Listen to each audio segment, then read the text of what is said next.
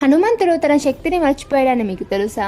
బాల్యంలో హనుమంతుడు అపార శక్తి, వేగం, ధైర్యం కలిగిన వానరుడు. చిన్నప్పటి అల్లరి కారణంగా ఋషులు అతనికి ఒక శాపం ఇచ్చారు. అవసరం వచ్చినప్పుడు ఎవరో గుర్తు చేస్తేనే తన శక్తి గుర్తుకు రావాలని.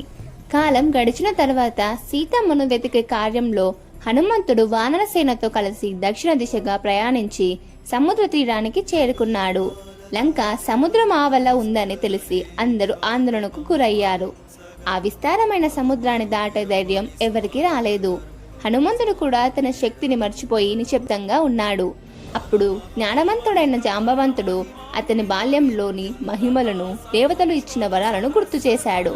ఆ మాటలు విన్న వెంటనే హనుమంతుడిలో ఆత్మవిశ్వాసం, ఉత్సాహం మేల్కొన్నాయి. వెంటనే మహాకాయుడై శ్రీరాముని నామస్మరణంతో ఒకే గొప్ప లోచులో సముద్రాన్ని దాటి లంకకు చేరుకొని తన కార్యాన్ని ప్రారంభించారు. హనుమంతుడు అంటే మీకు ఇష్టమైతే కామెంట్ బాక్స్లో జై బజరంగబలి అని రాయండి.